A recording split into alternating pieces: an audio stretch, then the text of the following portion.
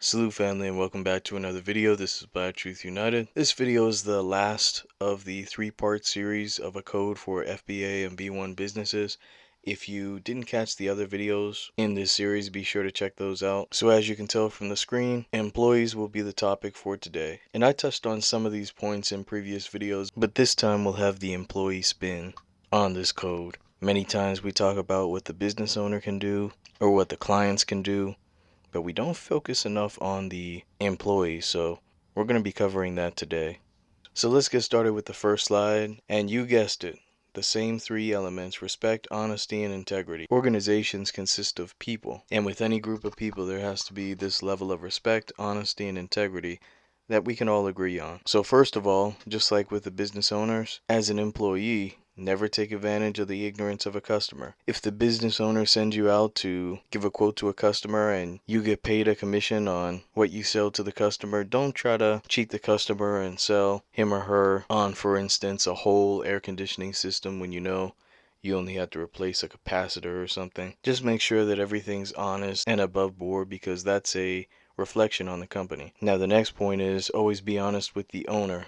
That includes not slacking off on the clock. This deals with integrity. Even if you've managed to find a way to get away with not working and getting paid to slack off, that's something internally that's going to bite you in the behind later on in life. Now, I'm not talking about normal breaks or an occasional trip to the bathroom, but just slacking off and not working, that needs to be completely banned, especially from FBA and B1 businesses. It's not fair to the owner, it's not fair to the customers, and it's not fair to yourself. But let's go to the next point. Be respectful, cordial, and professional with customers, co-workers, and the owner. There's no reason why you should be cursing every 2 seconds, disrespecting customers, talking to people any kind of way. Just be professional. Okay, this next one FBAs typically don't have a problem with. Just be clean.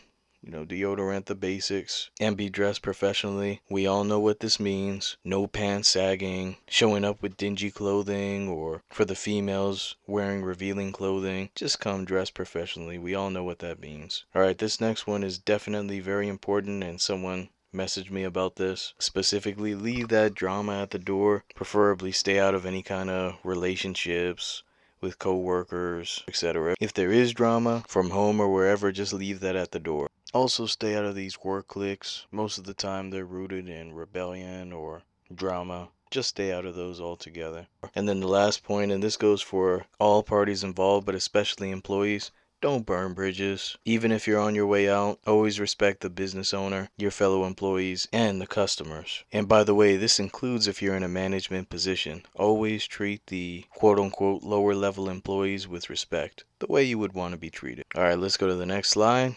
And yes, you can pretty much predict these at this point. Being punctual, showing up on time. I've had more than one business owner reach out to me stating that the sole reason why they couldn't expand their business was because they couldn't find consistent, reliable employees who would simply show up on time when they say they're going to show up, stay for the whole time, go home and repeat the same process the next day. Now, obviously, every once in a while, something will come up that's out of your control.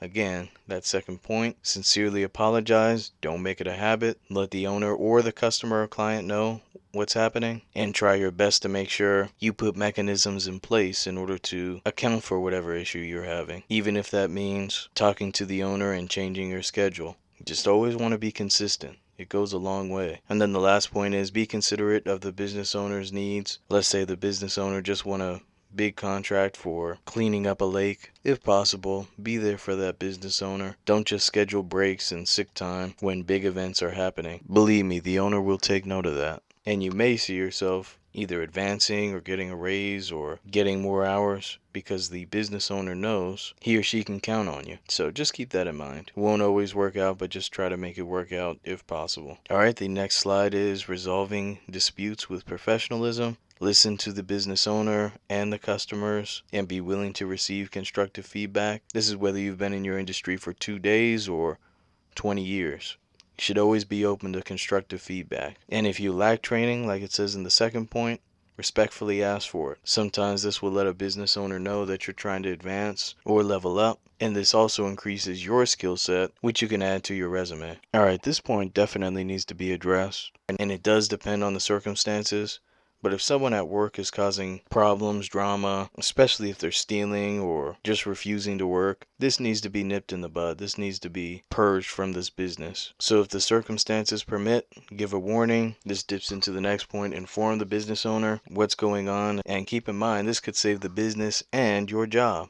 If the business goes down, you soon will not be employed. So we need to take a hard line in the sand for these parasitic individuals who can destroy a business from the inside. Alright, and the next point is, if you don't like the job, move around. No need to create drama, burn bridges, or do anything. If you feel like you're not being paid enough to do your job, or you've asked for a raise and haven't received it, you're not moving anywhere, you haven't been promoted, you just stopped liking your job, whatever it is, just move around to another job.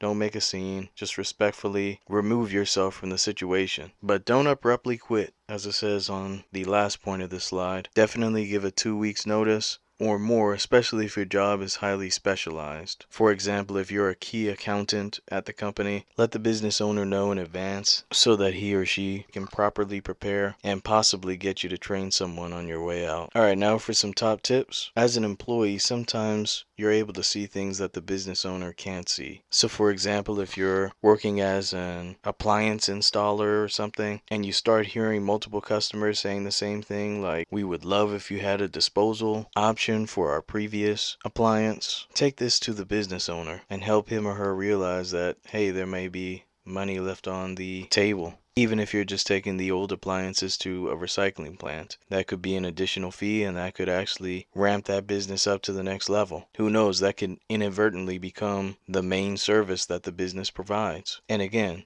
when you suggest those kind of things, the business owner is taking note of that and may possibly reward you in one way or another. Alright, and the last tip is, give good FBA and B1 employee recommendations to the business owner. Most of the time, the employer or the business owner is going to trust you more so than other people when it comes to recommendations for potential employees. Keep FBA and B1 people in mind. We all know that we're infamously the first fired and the last hired. So make a consistent effort to bring brothers and sisters up with you. This is honestly one of the coolest parts about supporting FBA and B1 businesses, because when we're able to employ our own, we're able to practice group economics and self-sufficiency. But I digress.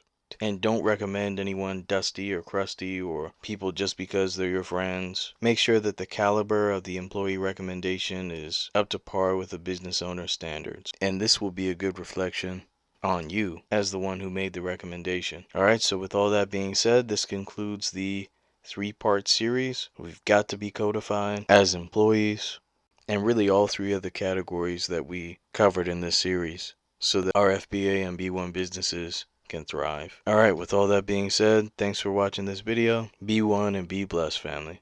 Peace.